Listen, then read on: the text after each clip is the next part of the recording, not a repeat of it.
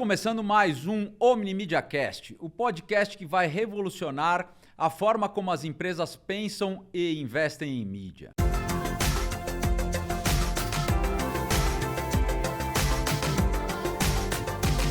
Para enriquecer o bate-papo de hoje, vamos receber dois convidados que pensam, vivem e compartilham o melhor da inovação a todo instante.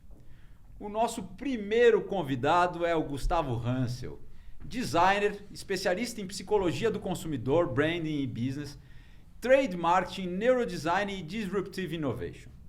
Iniciou sua trajetória como empreendedor na área de comunicação mercadológica aos 16 anos com a GH Branding, empresa que hoje é atualmente o CEO. Desde então trabalhou em 200 projetos de desenvolvimento de marca e atuou em 50 projetos de impacto global. Com toda a sua expertise e know-how, cria futuro para empresas que buscam ser reconhecidas no mercado da nova economia. Além disso, foi pioneiro em trazer a metodologia Brand Tech para o Brasil. E para tornar o nosso bate-papo ainda mais rico, temos a honra de receber aqui mais um super profissional e meu amigo Palmito, também conhecido como Thiago Oliveira. Palmito é especialista em gestão de marcas com profunda experiência na gestão de equipes criativas de alta performance. Cursou Design de Processos de Negócios para Gestão Estratégica no MIT e Leadership by Design em Stanford. É especialista em Branding in Business e é formado em Design Gráfico e atualmente é o COO e Head de UI and UX da GH Branding. Exatamente.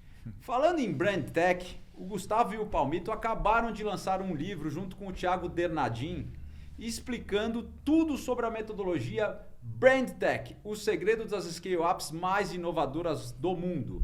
Sejam muito bem-vindos ao nosso podcast, meninos.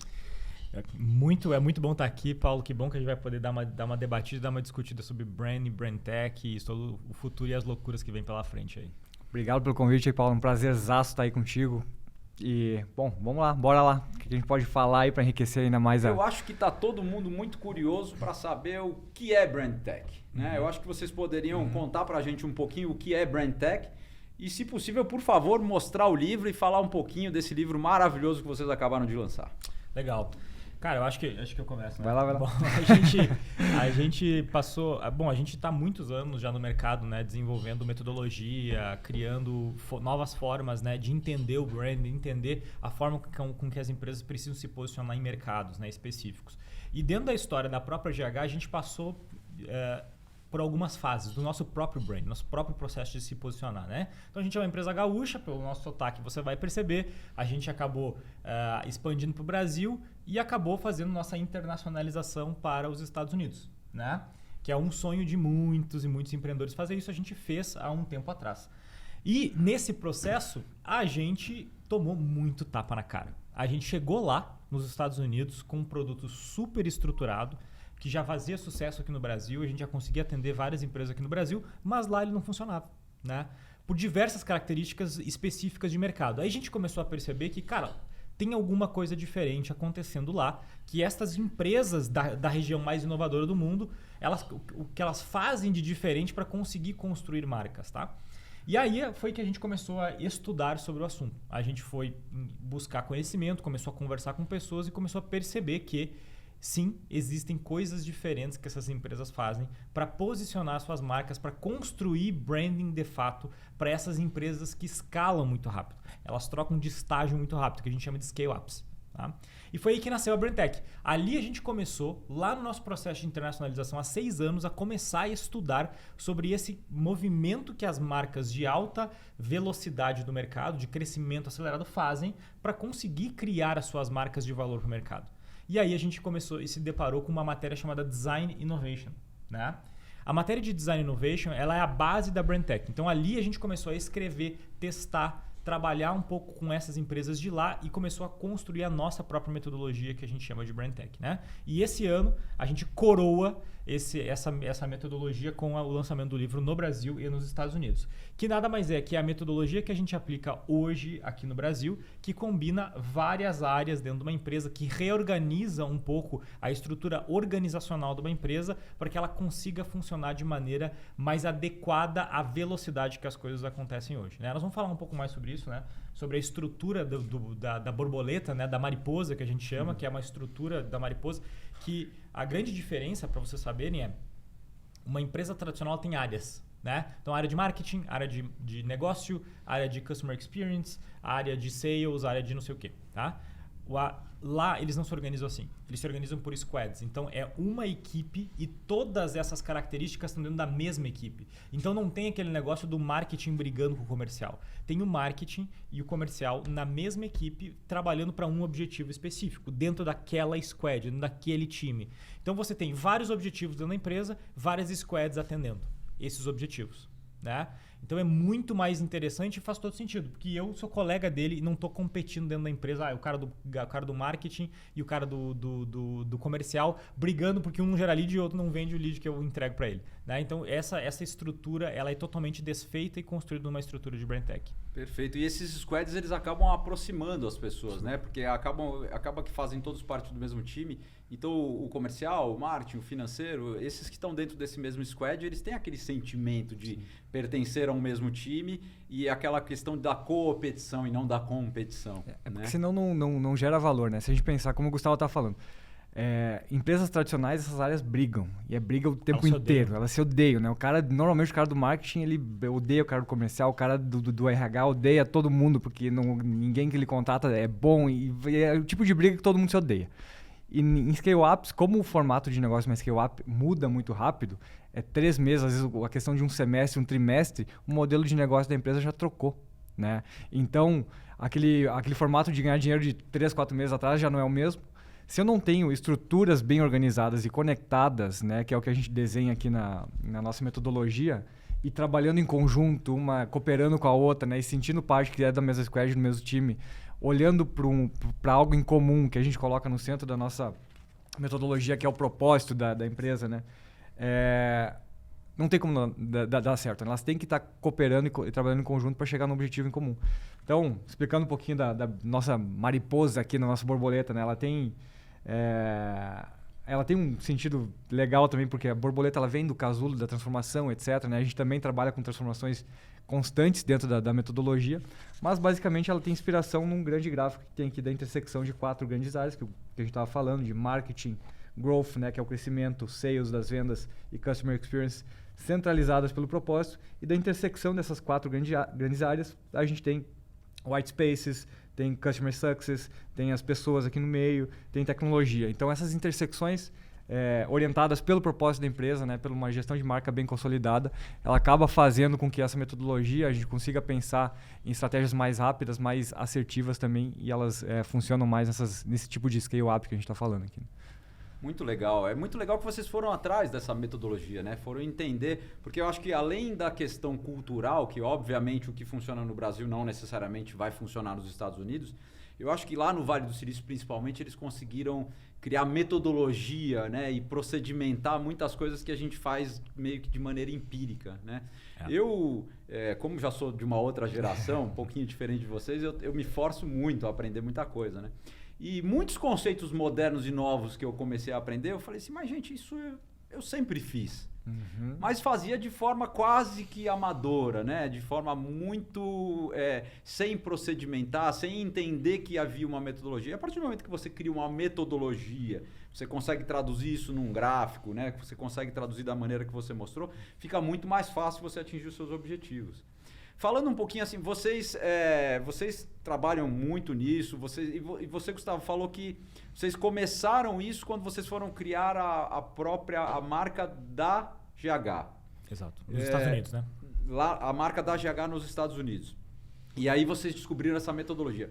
Então, me fala um pouquinho daí, antes de você criar essa marca, vocês já trabalhavam com isso? Ou vocês daí mudaram um pouco a maneira de vocês trabalharem? Como que foi um pouco essa construção da marca de vocês? Conta um pouquinho pra gente. Legal. A gente é gaúchos, né? Empresa gaúcha. Se a gente tivesse um chimarrão aqui, a gente estaria faltou o chimarrão aqui. Faltou mesmo. A gente começou a GH, ela nasceu como uma empresa de hacking. Então a gente teve sempre, desde o princípio, a gente sempre teve muito conectado com a parte de tecnologia.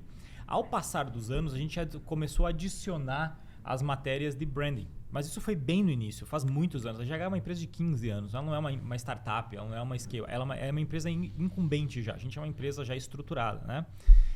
Com áreas, departamentos, enfim, estruturas, squads, etc. Times em vários locais do mundo. Então, a gente começou lá na origem como uma empresa tech. E depois a gente adicionou as matérias de branding. Foi ali que iniciou isso. Então, no nosso core, desde o nosso início, a gente sempre, empiricamente, a gente falava do brand tech, da branding mais tecnologia, porque a gente sempre misturava esses dois conceitos, né? Trabalhando sempre nas intersecções. A gente criava a marca, mas criava o portfólio digital das empresas. Trabalhava com marca, mas trabalhava com a experiência digital que aquela marca ia ter dentro do cliente dela. Então, sempre começou desta forma, né? Então, e a gente expandiu. Dessa forma, a gente expandiu. Abrimos o nosso primeiro escritório em Porto Alegre, que é a capital do estado do Rio Grande do Sul. Fizemos um planejamento para abrir em São Paulo. Mas foi quando a gente entrou nos Estados Unidos que a gente se deu conta que isso que a gente fazia aqui era muito lento, né? Era um processo que a gente tinha aprendido em livro, tinha aprendido com os melhores professores de branding do país, que as universidades que a gente passou, tinha grandes professores, grandes nomes que a gente reconhece do branding hoje em dia, que ainda, né, são grandes nomes, mas a gente viu que esse formato não funcionava mais para essas empresas de escala rápida. E a gente começou a perceber que tem uma matéria aí no meio que se falava pouco aquela época, que era cultura.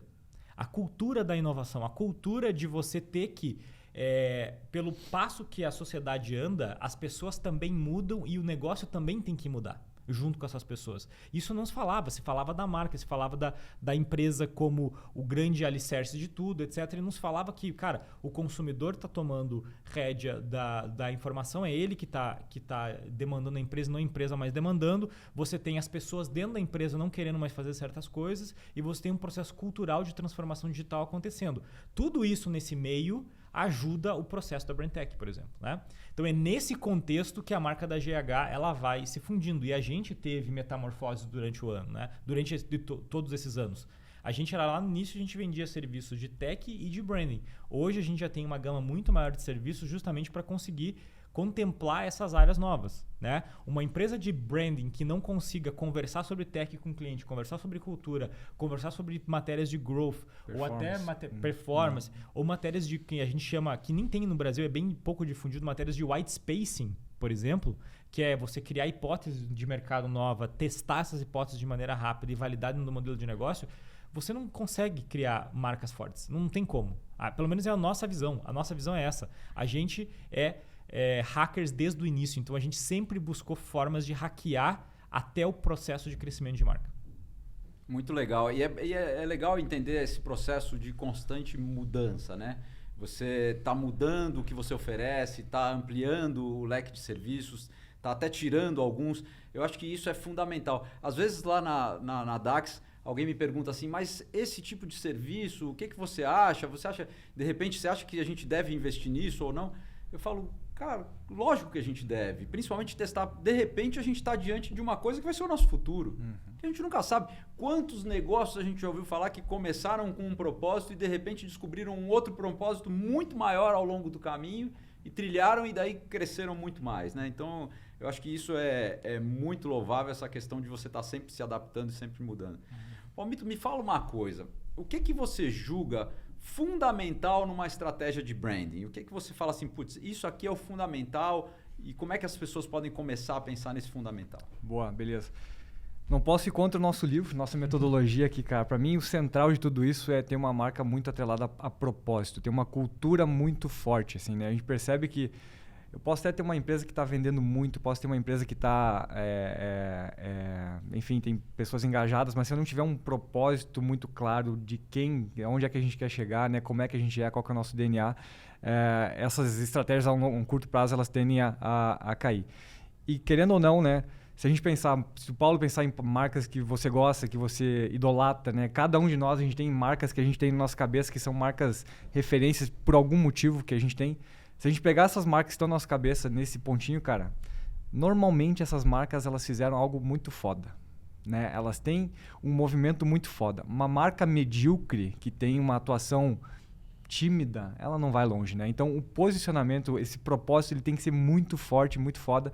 Movimentos icônicos, que eu penso que é a parte fundamental. Se tu tem uma cultura muito forte de propósito, tu sabe muito bem onde é que tu quer chegar, tu conseguir engajar teu time para fazer com que isso aconteça através de processo, através de tudo que envolve, né? A gente conseguir vender, entregar, etc.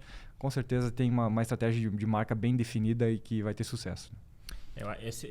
Só complementando o Palmito, eu acho que esse ponto do icônico, para mim, ele é assim, ó, é o grande segredo do negócio. Na edge, né? Aquela coisa. Cara, tem um cara que a gente gosta muito, chamado Seth Godin, tá? É um estudioso na área de marketing, tem 26, 27 publicações, quem puder leia. Tem 3 livros muito interessantes. O primeiro é The Purple Cow, a vaca roxa. Ele falou, velho, se todas as vacas são preta e branca, se eu tiver uma vaca roxa, muito provavelmente a minha vai se destacar. Entendeu? Perfeito. Agora, para você ter uma vaca roxa, você não pode jogar seguro. Você vai ter que fazer alguma coisa para essa vaca sair roxa. Entendeu? É um exemplo tão simples, mas todo mundo consegue imaginar a vaca roxa, né? Seguro é arriscado, né? Exatamente.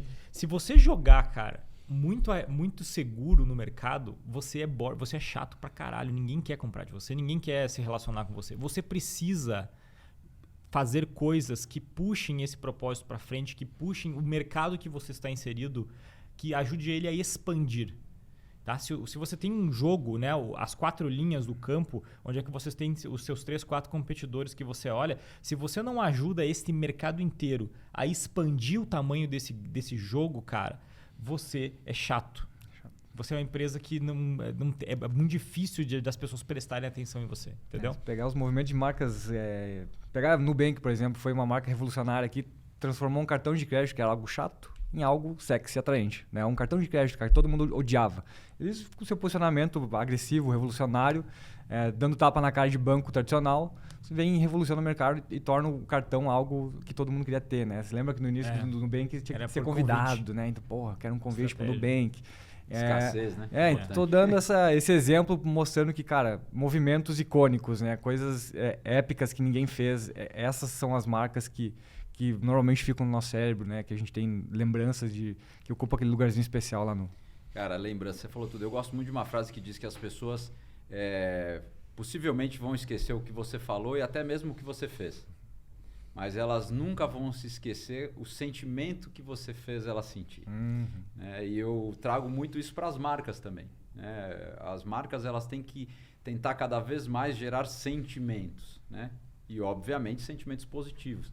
E eu costumo dizer muito que você constrói branding não só nos momentos bons, não só gerando coisas boas, mas também na solução de um problema. Claro. Eu digo muito para as pessoas, você quer uma oportunidade excelente de gerar branding quando um cliente tem uma reclamação referente ao seu produto ou ao seu serviço.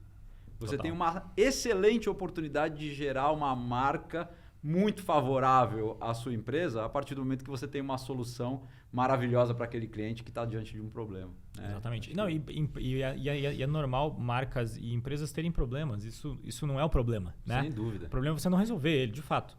Até tem um dado interessante, teve agora há pouco tempo atrás, teve um dos maiores eventos do Brasil, que é o RD Summit, lá em Florianópolis, do RD.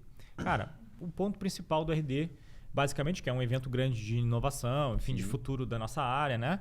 Falou, basicamente, o contexto cara, você tem que aprender a fazer growth, aprender a fazer performance, ou seja, está muito próximo do consumidor. Não interessa se você é B2C, B2B, B2B2C, B2B2B2B, não interessa. Você tem que aprender a chegar próximo dele e conseguir coletar a informação que está lá na ponta, de quem é que no final do dia está te consumindo. Então, você tem que aprender a fazer growth de fato. E a segunda informação, se você não tem um branding forte, você está fudido. Basicamente, todo mundo falou isso. Se você não tem um posicionamento forte, se você não tem um branding consistente, você está lascado no mercado. Porque é muita informação. Né? A gente usa marcas no nosso dia a dia para eliminar a quantidade de informação, para filtrar a informação. Né? Esse é um dos papéis psicológicos de uma marca. Né? Ele te ajuda a navegar e você a focar. Se você gosta de um determinado café, você não vai ficar escolhendo 20 tipos de café. Você vai diretamente naquele café que você gosta. Né? Você tem uma oferta num shopping, quero tomar um café, tenho 5 cafés marcas de café diferentes, você vai provavelmente naquela que você tem mais apreço, que você mais gosta, ou seja, ela te ajuda a você focar. Então marcas têm esse papel também na vida das pessoas, né? Em toda a nossa vida. E é difícil e lento criar uma reputação de marca, mas também é difícil e lento você perder essa reputação, né? Porque as pessoas, na verdade, elas tomam as decisões, né? O cérebro toma as decisões e depois ele só quer embasar aquelas decisões. Então, e sempre com justificativas para aquela decisão que tomou. Então, a partir do momento que eu gosto de um determinado café, como você falou, cara, eu vou estar sempre buscando fatores que confirmem que a minha decisão está acertada. E a partir do momento que você conquistou aquela reputação, é fácil, de certa forma, manter. O Gus, o mercado sofre rápidas transformações, o que representa oportunidades e desafios para as marcas, né? As novas tecnologias, toda essa digitalização, as pessoas cada vez mais conectadas, isso traz oportunidades e desafios. Como que você vê essa questão principalmente do ponto de vista tecnológico, dessas mudanças todas que estão acontecendo? Como é que você vê isso influenciando na construção de marcas? Legal. Para mim, a primeira coisa que para mim tem impacto direto é a marca, não importa qual marca que você tem, tá? A gente está falando, as pessoas tendem a diferenciar B2C, B2B, etc. Cara, esquece esse negócio, não importa. Hoje você tem a capacidade dentro de uma marca de falar diretamente com quem está te comprando, tá? O tomador de decisão lá na frente através dos mecanismos digitais ou até outros mecanismos, mas o digital é uma grande ferramenta que a gente tem na mão. E qualquer outro mecanismo, isso não importa na verdade o mecanismo. O importante a marca hoje ela se comunica direto lá na ponta. Essa é a mudança de conceito aqui.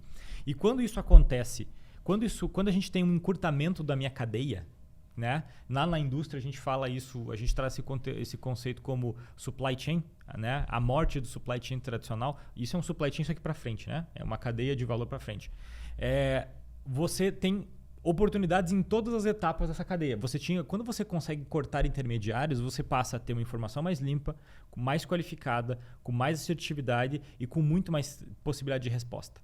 Né? Se antes, quando você tinha, 3, 4 distribuidores para chegar no seu produto, qualquer problema que acontecia, qualquer informação nova que você passava, cara, tinha uma cadeia para acontecer. Hoje você não tem mais isso. Então, para mim, a grande diferença é as pessoas entenderem dentro de uma empresa, dentro de uma marca, que você tem acesso à informação diretamente do cliente, não importa a tua estrutura de negócio que você tem. Para mim, essa é a principal mudança de mindset. E a partir disso, você tem 200 mil ferramentas diferentes que você pode acessar isso. Testar novos produtos, construir novas relações, cortar caminhos. Tá? Para mim, essa é a principal mudança de mindset. E que muitos profissionais do lado de cá não entenderam isso ainda. Donos de negócio, diretores, gerentes, eles ainda, vários já estão conseguindo fazer esse movimento e tu vê marcas despontando no mercado justamente por causa desse movimento.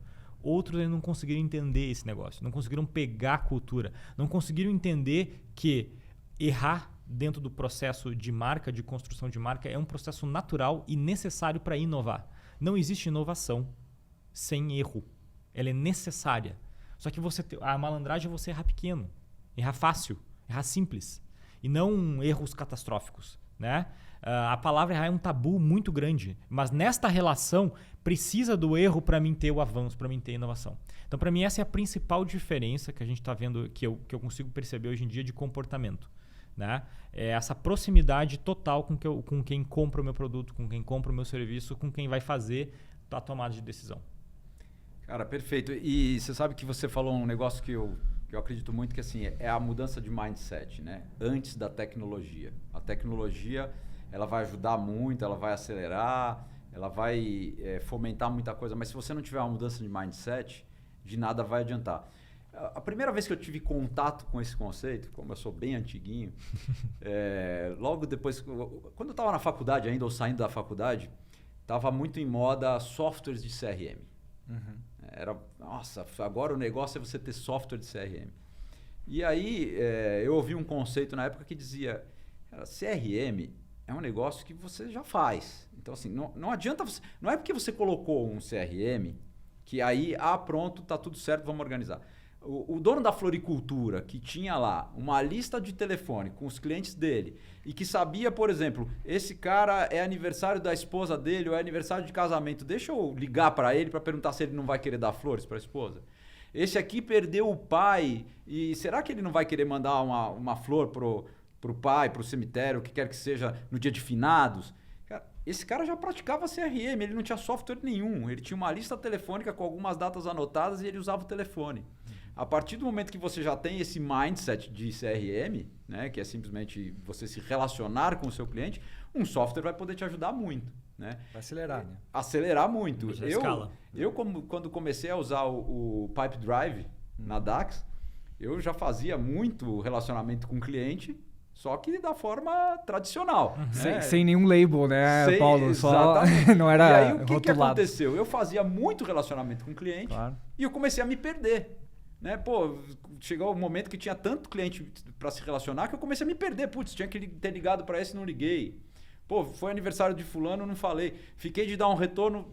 E aí você começa a ficar perdido para se organizar. E aí o que aconteceu? Veio o Pipe Drive, me ajudou a organizar isso tudo. Mas se eu não tivesse a mentalidade, se eu não tivesse já o mindset, de nada adiantaria. Mas aí, e complementando, cara, e entrando na onda da pergunta também, o digital, né? A gente tem muito dado, cara. Tem muito dado a todo momento, né? Se a gente pensar num CRM, um HubSpot da vida, a gente pegar uma marca que tem um e-commerce, por exemplo, vende produto XYZ, de nada adianta eu ter N dados, que a gente tem muito dado de acesso de todos os tipos dos nossos clientes, em qual produto que ele clicou, como é que a gente tagueou aquilo lá dentro. Se não tiver o mindset, a cultura de conseguir identificar esses dados, interpretar eles da forma correta e, a partir daí, dentro de uma plataforma qualquer que seja de CRM, a gente fazer as automações, os fluxos ali dentro, de como eu vou interagir, o que vai acontecer quando o cliente clicar em tal lugar, como é que eu posso personalizar daqui a pouco para ele um e-mail baseado nas suas experiências de compra já existentes, né? Baseado no que ele já está pesquisando lá dentro. A gente está percebendo que o Paulo está pesquisando tênis branco, cara. Vamos mandar um tênis, 4, 5 modelos de tênis branco para ele, né? Se eu não tivesse inteligência desses fluxos ali dentro, da galera que está analisando os dados, né? E aí entra de novo as squads com N especialistas para conseguir fazer isso, aí de nada adianta, né? A gente tem muita informação rápida, que vem do digital, né? Essa informação ela é boa e ela é ruim de um tempo, porque se acontecer alguma cagadinha também na marca, a resposta é muito mais rápida, né? A galera cai xingando, fazendo qualquer outra coisa nas redes sociais de uma forma muito mais rápida. Então a gente precisa ter esse mindset de, tenho dado, mas eu preciso analisar, eu preciso trabalhar com ele de forma inteligente para que eu consiga, né, escalar de uma forma mais rápida também na ponta, né? E utilizar esse dado da forma correta. Assim. Muita gente não analisa da forma correta, ou não faz aquela análise mais básica, né? Essa é a diferença, né? O dado, e não importa, ainda não está falando de ferramenta, né? Tá falando de ferramenta, tá falando do você de fato juntar as informações, né? E tomar alguma ação com ela. Então essa é a grande diferença. As matérias de analytics, por exemplo, né? Puta, fala analytics, a galera às vezes não sabe nem escrever analytics, né? Mas é o dado analítico, é você pegar aquilo, analisa, olha, lê e toma alguma ação em cima. Você não tem diferença nenhuma, né? E esse caso que você deu aí do Pipe Drive que vocês usam lá, que enquanto você estava sozinho fazendo a gestão, ainda ia até às vezes, né? Agora quando você tem time comercial, muita gente, pega empresa que tem 150 pessoas no comercial. Como é que você controla 150 pessoas? Como é que sabe que a empresa lá já falou com o fulano? Como é que entendeu? Eu tenho 150 comerciais com o mesmo target. A empresa é a mesma. Eu tenho o mesmo target. Cara, eu preciso ter formas automatizadas, né? E na cabeça do cliente é uma só. Não importa quem falou com quem lá, né? Eu falei com a empresa. Eu falei com o cara lá. Então ali de novo, é analítico, é dados, é você analisar, é você conseguir fazer as configurações corretas ali dentro para que isso realmente ajude no dia a dia. Tem que automatizar. É volume, é escala. Essa é a diferença das scale-ups. Isso aqui é nativo delas, a escala. E numa empresa tradicional, uma empresa incumbente normalmente, que é empresa de dono, que não sei o quê, que é a maior parte das empresas do Brasil, não se consegue entender que essas empresas naturalmente pensam dessa forma. Naturalmente, desde o dia 1, elas estão automatizando o processo. Elas não pensam de forma diferente.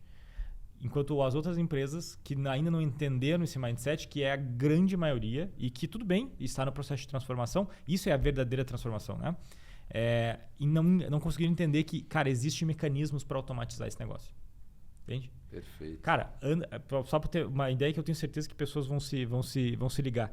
Dividir um comercial por região. What? Cara, isso numa empresa nova não existe isso. Não existe região, não existe pasta. Entendeu? Porque metade das pessoas são híbridas, eu trabalho aonde eu quiser. Entendeu? Então, tu vê, os desafios também são diferentes, né? Até se divide, né? Por região, mas não necessariamente que aquela pessoa que atende tem que estar naquela região. Mas pega empresas novas, cara, eles não têm geolocalizado. O cara que atende só norte do país. Não, mas se vier um lead dele, porque o cara indicou pro sul, ele não vai passar para outro. Ele vai fazer o atendimento, ele vai tocar. Entende? Ele tá em cima do deal e do propósito da empresa, que é para resolver algum problema do cara, do outro lado. Então, o mindset é diferente, entende? A não ser que tenha diferença de produto, aí sim. Mas o mindset é diferente, sabe? A vibe é diferente. O jogo, ele é jogado de maneira diferente. Perfeito, perfeito. Já que a gente entrou um pouco nesse assunto de dados, né? Falamos de dados e... Enfim, a gente sabe que, principalmente nas scale-ups, nas empresas mais tecnológicas, a mídia de performance, a mídia e principalmente o acompanhamento e mensuração dessas mídias é fundamental. É muito importante que você meça e saiba o que medir e como interpretar essas mídias de performance. E quando a gente vai para branding, o desafio é muito maior, E eu queria te perguntar, então, como é que vocês entendem que a gente possa mensurar branding? Já que a gente está falando aí de uma era de mensurar tudo. Eu acho assim, acho que os dois podem responder essa, né? Porque os dois trabalham muito com esse processo. Primeiro que branding é sim mensurável. É sim mensurável. Tem várias formas técnicas de você fazer isso. Vai depender sempre do end goal, do objetivo daquela squad. Então, por exemplo, se aquela squad que a gente está falando nesse modelo brand tech que a gente tem aqui, né? Exemplificando este modelo específico, mas se aplica para qualquer empresa, não precisa ser só na brand tech. Se o meu objetivo é medir, por exemplo, se aquela campanha específica ela está chegando nas pessoas, eu posso fazer traqueamento, por exemplo, de visitantes no site. Eu posso fazer traqueamento, por exemplo, de quantos acessos eu tenho numa página do Instagram, por exemplo. É awareness. Eu não estou incentivando venda. Eu estou incentivando relacionamento com a marca. Eu posso medir, por exemplo, quantas vezes as pessoas compartilharam o nome da minha marca, minha hashtag, sei lá. Existem formas de metrificar isso. A gente consegue, hoje em dia, já se consegue você medir integrações off com on. Você consegue medir esse tipo de ação. Você faz uma ação no off e que ela deu repercussão no on. Você faz uma ação no on que deu algum tipo de repercussão no off. Se consegue medir, tem várias formas. Tudo vai depender do end goal. Como eu estou medindo. E essa é um pedaço da mudança de mindset que a gente traz aqui. A gente chama isso, tem um capítulo inteiro chamado North Star Metric, que é a estrela guia, que é o processo que eu faço de definir dentro da minha squad, desde o dia 1, qual é a métrica de sucesso daquela ação que eu estou tomando. Se a métrica de sucesso ela vai ser número de awareness, se vai ser número de conversão, número de venda, se vai ser número de clique, se vai ser... Cara, ali você define desde o início. E a tomada de decisão ela é para chegar neste número. Essa é a grande diferença. Começa desde o dia 1 e não lá no final no final do material, mas será que deu resultado? Não, cara. A métrica de sucesso foi definida no dia 1 desse material aqui e foi tomada a decisão para isso. Os triggers estão aí para isso. Eu acho que o que facilita, só fazer um complemento aqui rápido, Palmito, daí eu já passo aí para você. Eu acho que o que facilita muito é a multiconectividade hoje, né? As pessoas estão multiconectadas. Estão o tempo todo com o celular na mão, estão o tempo todo navegando, estão o tempo todo tweetando, googando. E o que eu costumo dizer é que qualquer impacto no offline, né, que seja uma ação de branding que você esteja fazendo no offline, vai gerar uma reação digital no online. E aí é que está a chave para você conseguir mensurar, né? Porque as pessoas, inevitavelmente, elas são impactadas por alguma coisa, seja num evento, num show, ou até mesmo numa mídia de televisão. Imediatamente elas vão ter algum comportamento em relação a isso. A gente vê os Trending Topics do Twitter quando você teve ações no BBB, por exemplo. Exato. Quebrou o Twitter de tanto comentário, de tanto Twitter que teve a respeito disso. As pessoas estão o tempo todo muito conectadas. Palmito, desculpa, eu te interrompi aquela hora. Sites que não acessavam, né? Pô, o Big Brother foi super um case. Continua sendo isso. Eu acho que por um bom tempo vai ser, né? Tipo, site quebrando porque é muito acesso, né? É aquela questão. O que eu penso, o que a gente pensa, na real, em relação a isso também, awareness de marca, cara, medir branding, né? Escovar o dente todo dia, né? A gente não há um grande milagre que você consiga fazer, vou fazer uma ação específica que todo mundo vai conhecer minha marca, pode até ter casos específicos, mas tudo que é muito momentâneo também sobe e desce muito rápido. Agora, escovar o dente todo dia, a gente precisa reforçar propósito todo o dia com campanha, com ação específica de marca, com teus produtos, etc, né? A gente teve um caso interessante esses dias, cliente novo nosso que a gente estava pesquisando, eles trouxeram esse insight para nós, olha só que interessante. Pô, a gente teve um aumento, a gente percebeu que nossas vendas em Google aumentaram de uma forma bem significativa em relação aos anúncios do Meta, tá?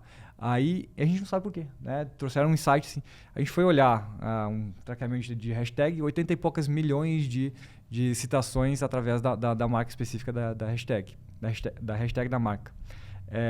E é uma marca que faz muita campanha de awareness, muita campanha baseada em propósito de marca, né? Então, é uma coisa que você vai colhendo ao longo do tempo e que, de uma hora para outra, você percebe, pô, cara... É orgânico. É orgânico, né? Eu estou percebendo agora, no real, na venda de um canal específico que está vendendo mais, né? E eu estou dando exemplo aqui do digital, mas a gente sabe que a gente pode fazer campanhas, às vezes, em TV, em rádio, em outdoor, que elas vão ter um viés, obviamente, comercial na ponta, que você vai querer vender, mas dentro desse discurso você vai estar vendendo também o seu propósito, né? A marca em si, naquele momento que o consumidor vai pensar em qual comprar, em decidir entre A ou B, ele vai justificar a escolha dele através de alguma coisa que ele já escutou, que conecta mais com ele, né? Aquela coisa que você falou antes, né, Paulo? Então... E a conversão também é awareness, né? Que no momento que você converte, você faz a venda, você tem a oportunidade de entrar no outro ciclo, que é você servir o cliente. Você entregar o seu propósito. A galera trata isso de maneira separada, isso não existe.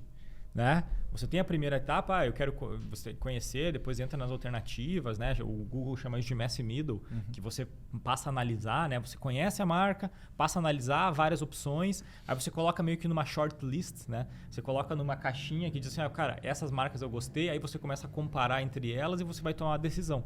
Cara, tudo isso é o processo de awareness, levando, nesse caso, a uma conversão. No momento da conversão, é aí que começa a outra parte do branding, que é a mais importante, que é a construção do relacionamento, que é onde você vai fazer as constâncias, onde é que você vai conseguir entregar o propósito que você se propõe. Por que existe essa empresa? Por que existe essa marca? Para você entregar o serviço, entregar o produto.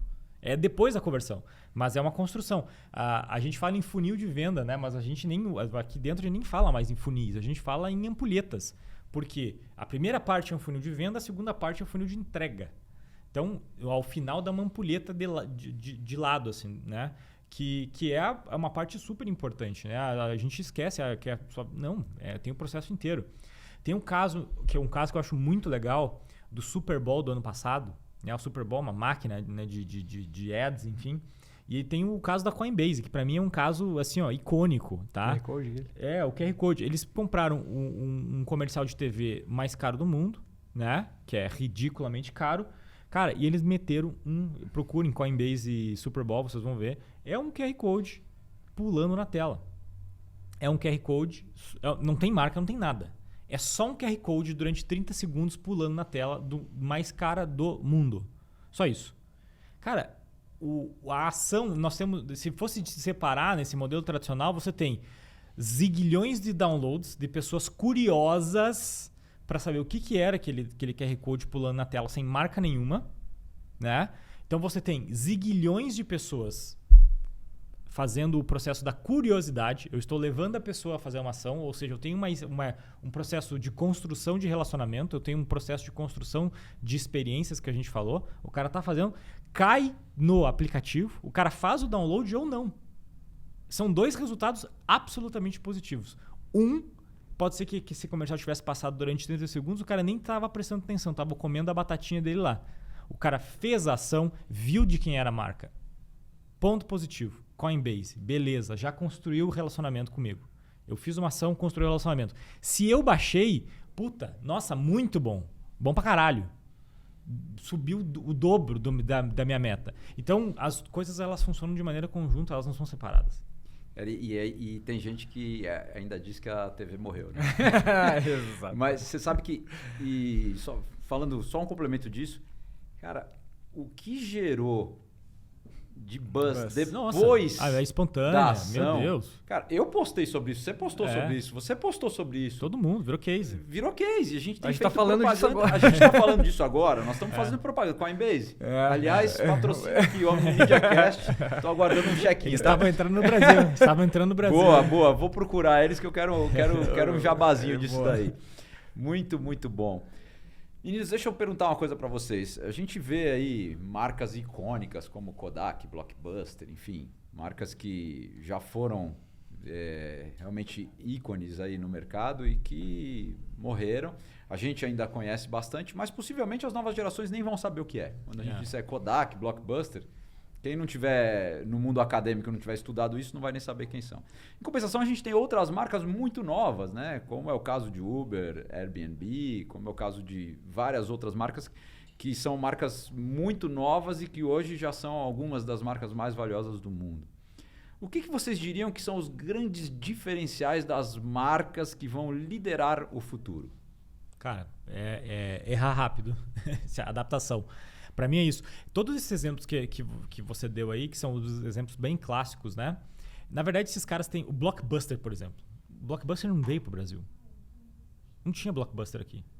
Né? Não tinha Blockbuster no Brasil. Ou tinha aqui em São Paulo? Tinha claro. Aqui em São Paulo? Não, aluguei muito no DVD Blockbuster. na Blockbuster. Oh, é mesmo? Era um prazer. No Sul não tinha. Você sabe, eu sou nostálgico, mas eu gostava de ir na Blockbuster para alugar um filme. Pois é, lá no Sul não tinha. E outra coisa, eu saía da Blockbuster não só com filme, eu saía com pipoca, eu saía com brinquedo para as minhas filhas, eu saía com balinha, eu saía com um monte de coisa, eu não ia só com filme. Olha, é interessante, ó, mas no Sul não tinha vendo? Blockbuster. Cara, nova geração não sabia nem que teve Blockbuster no Brasil, galera.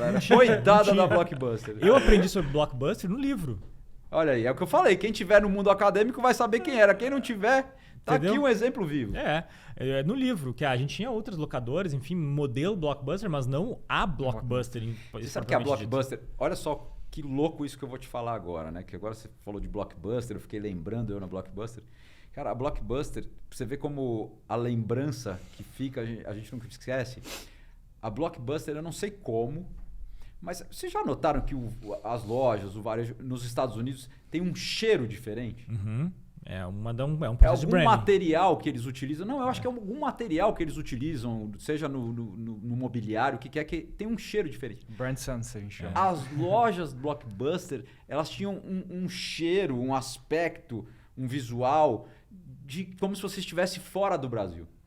E isso gerava um prazer quase que subliminar de você estar dentro da loja do Blockbuster, porque você se sentia num negócio muito vanguardista, muito à frente do seu tempo, porque a gente sempre acha, nossa, Estados Unidos está sempre muito à frente.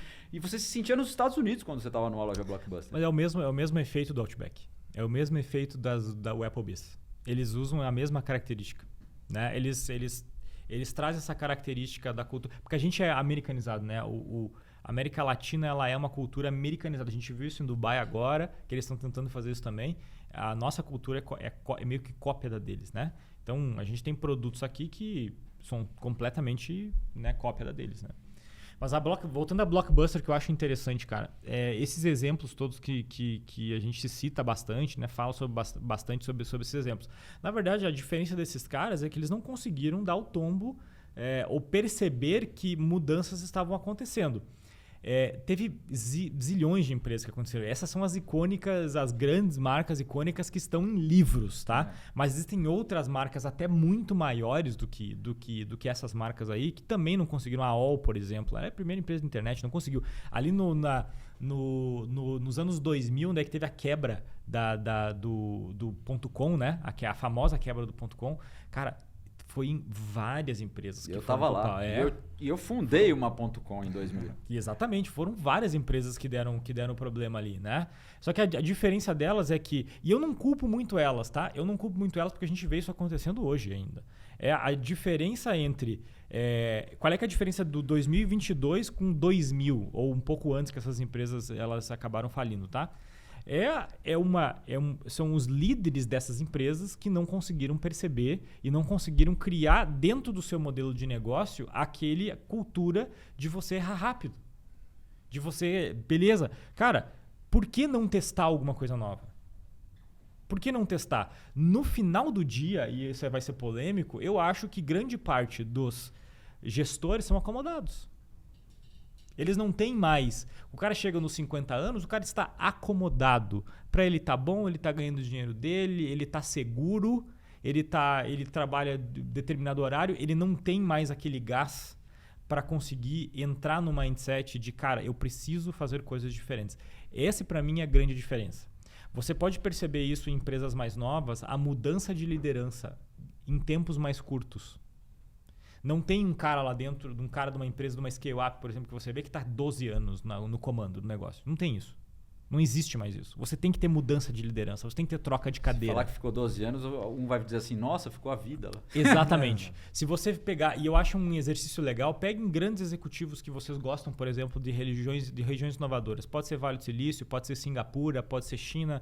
Esses caras que escrevem livros, tá? Esses caras de fora que escrevem livros. Dá uma olhada no LinkedIn deles. Vocês vão ver que eles passaram 3 anos numa empresa, 5 anos noutra, 8 anos noutra, aí fundaram uma empresa que ficaram um pouco mais, fizeram um exit, mas eles não têm aquela empresa que eles passaram 25 anos. Qualquer um que passa 25 anos numa empresa tem poeira debaixo do braço. Não tem como. Ele está acomodado. E eu acho que essa é a grande diferença. A morte do Blockbuster foi por causa de executivos que não conseguiram perceber que eles podiam testar, que era ok testar certos modelos de negócios novos, que eles podiam fazer movimentos, que não ia matar. Os caras faturavam bilhões de dólares, eles podiam pegar um pedaço do orçamento e testar em outras coisas. Eles não fizeram esse movimento. Sensacional. Você sabe que você falou disso, eu estou lendo um livro essa semana, coincidentemente, que o título é Lunáticos. Já leu? Já ouviu falar? Não, nunca ouvi falar. É muito interessante. É muito interessante. E ele fala justamente isso, né? Que assim, as empresas às vezes ficam acomodadas, criando sempre o mesmo, né? E ele, inclusive, ele usa até depois de um certo tamanho, as empresas elas começam a proibir os lunáticos.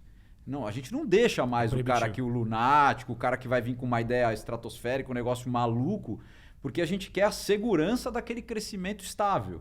Né? Porque a gente começa a arriscar muita coisa, quando a empresa é maior, ela já não é mais só o dono, então aqueles executivos eles não querem arriscar seus empregos, não querem arriscar bater suas metas, e acabam, e aí eles nesse livro dizem que a chave é você separar, você ter os lunáticos num outro ambiente e permitir que eles tenham seus devaneios e criem realmente as coisas disruptivas. E aí eles citam que as grandes disrupções que houveram na história da humanidade foram criadas por lunáticos. Total. E não pelo fazedor de séries, né? Não por aquelas total. Empresas que estão nessa constante.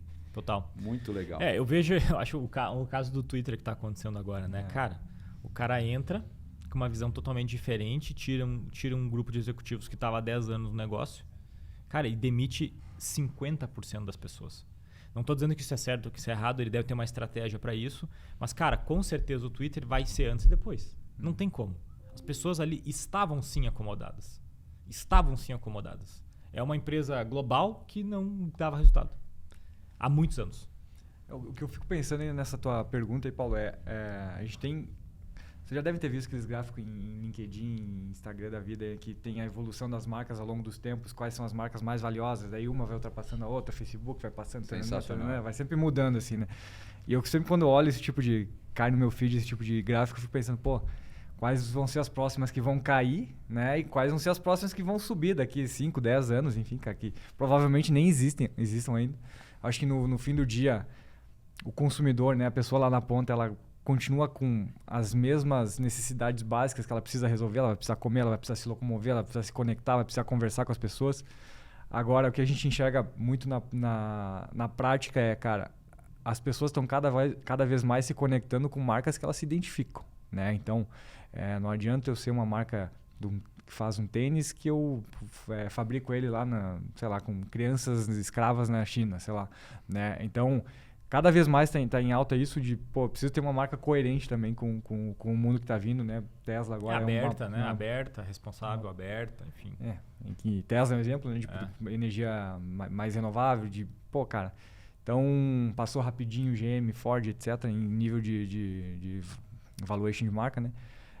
No fim do dia, as marcas elas têm que se conectar com aquela pessoa lá na ponta, né? Ela tem que criar um valor para aquela pessoa. Ela tem que estar atrelada de alguma forma com o sentimento do consumidor. Você sabe que eu acho que isso tudo está muito atrelado a resultados de curto ou de médio e longo prazo. Uhum. Porque, por exemplo, construção de marca, branding, é uma construção de médio e longo prazo. Uhum. As pessoas não veem isso imediatamente Exato. acontecendo e muitas vezes não valorizam. Eu li um livro sobre branding que dizia que os sócios de um negócio nunca deveriam deixar o branding a encargo de executivos. Porque os executivos têm metas e objetivos de curto prazo para bater. Uhum. E aí, por consequência, acabam deixando o branding relegado a um segundo momento. E eu vejo o que você falou, por exemplo, você ter responsabilidade social, qual é o resultado que isso vai te gerar num momento imediato? Nenhum.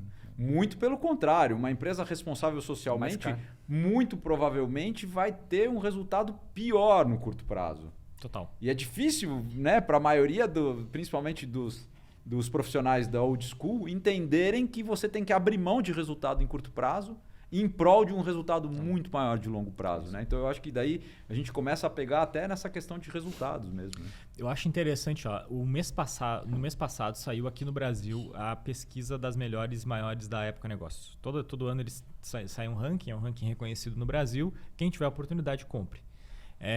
As 30 maiores, elas investem invariavelmente em inovação. Todas elas, em todos os pontos, as que mais ganham dinheiro hoje em dia, as que mais faturam, as que têm melhor resultado financeiro, as que têm os melhores talentos.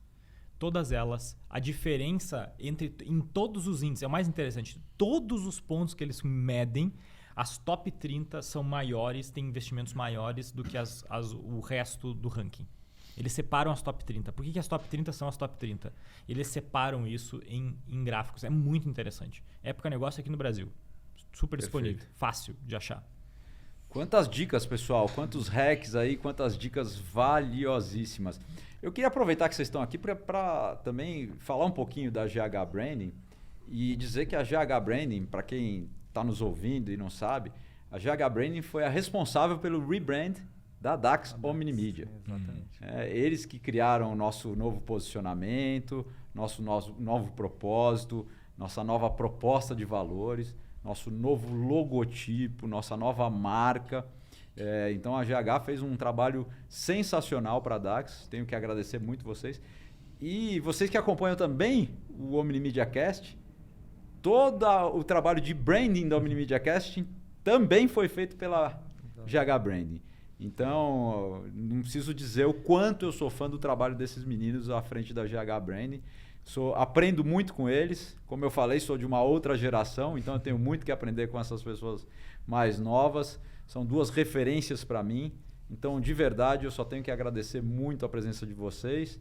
Queria abrir para vocês, por gentileza, se quiserem fazer aí considerações finais, serão muito bem-vindas. Primeiro, agradecer pela oportunidade. É sempre bom bater papo, é sempre bom conversar, é sempre bom botar o dedo na ferida de algumas coisas, né? Sempre bom, maravilhoso. E a gente está aberto. Se alguém quiser conversar com a gente, procura a gente aí no LinkedIn, a gente está sempre aberto. Eu acho que é legal a gente abrir esse espaço para você. Passa, por favor, o teu LinkedIn, teu Instagram, Palmito também, porque, gente, não é porque eles estão aqui não, mas o conteúdo que eles colocam nas redes sociais é muito bom. Se eu tivesse que elencar aqui os 10 top LinkedIn em conteúdo do Brasil, com certeza vocês estariam nele. É um conteúdo que sempre te traz reflexões muito positivas, muito legal. Então, passa para o pessoal aí, por favor, para seguirem vocês. Boa. Então, o meu é tudo @Gustavo Ansel com H-A-N-S-L, ou @GHBrain. Aí você vai encontrar @Gustavo Ansel em todas as mídias, ou @GHBrain. A galera vai no @GHBrain e já vai ver lá. Thiago Niswald Oliveira, que sou eu. Vou ter que mudar pra Palmito aí, acho que, Paulinho. Vou ter que deixar mais fácil esse arroba aí. Cara, Palmito @Palmito da GH. Já é. Boa ideia. Perfeito, hein? Perfeito. O Kiko, eu vou falar rapidinho só do livro, cara. A vibe Estados Unidos, pra nós, foi fundamental pra escrever esse livro. Porque lá no Vale, cara, tem um sentimento de compartilhar conhecimento, que é muito forte. Então, quando a gente escreveu isso daqui, a gente não pensou em nada mais do que isso. Aqui tá toda a nossa metodologia que a gente usa no dia a dia, cara. Não tem segredo, né? Não tem segredo, a gente não gosta de guardar isso. A gente acredita mesmo que quanto mais eu compartilhar, mais as pessoas vão usar esse conhecimento, vão trocar ideia, vão aperfeiçoar, vão trocar ideia comigo de volta. Então, é aquela roda que gira, assim, né? É um livro que eu já falei em alguns outros papos, mas assim, se eu tivesse, né, na faculdade, por exemplo, cara, eu gostaria muito de ter lido esse livro aqui quando eu estava na faculdade, porque ele ia me atalhar muita coisa, né? Do mesmo tempo, assim, se eu sou esse livro ele é feito para aquele empresário que daqui a pouco está um pouquinho acomodado, que não tem noção de todas as áreas que se conectam dentro de uma empresa. O livro também é legal para isso. Para aquele funcionário da empresa, colaborador que no dia a dia não está fechado no mundinho dele, pô, cara, o livro também vai ajudar a abrir um pouco mais a cabeça para pensar sobre essas coisas. Então, é um livro que a leitura é fácil, ele tem uma dinâmica bem legal de leitura e no final tem uma ferramenta legal também para identificar seu nível de maturidade da sua empresa dentro da metodologia BrainTech. Então, super recomendo. Aqui está nosso jabazinho. Perfeito. Aonde encontra? Boa. Todas na as melhores Amazon, livrarias? a gente tá disponível na Amazon, é só entrar na Amazon lá e procurar por BrainTech. Se você acessar também o nosso Instagram, tem o linkzinho lá no o legal é se você tem Kindle, por exemplo, o Kindle ele é gratuito. No Kindle Unlimited, que é aquela plano de assinatura do Kindle, ele é gratuito. Aí tem a versão em papel, né? Que a gente é designer, né? Papel tá lindo, né? A versão papel tá maravilhosa. Então tem a versão papel na Amazon, tem a versão Kindle também na Amazon. Obrigado pelo espaço aí, cara. Só finalizando. Eu que agradeço. Você sabe que eu sou um leitor inveterado e eu gosto do livro em papel. Eu também. Sem dúvida. Eu também. Mas agora eu tô começando a ler no Kindle e aí, quando eu gosto muito do livro, eu compro de papel. Boa. É uma boa estratégia, hein? É que o papel dá pra arriscar, né? Tem aquela daí coisa. Eu gosto de ter, eu gosto de mostrar nas redes sociais. Olha aqui que eu li, eu não vou mostrar o Kindle, né? É verdade. Mas o de vocês eu tenho. Aliás, vou fazer um post hoje já para falar Boa. desse livro e recomendar. Boa. Fantástico. Muito obrigado pela presença de vocês. Eu que agradeço. Valeu, gente. Obrigado, Valeu. até a próxima.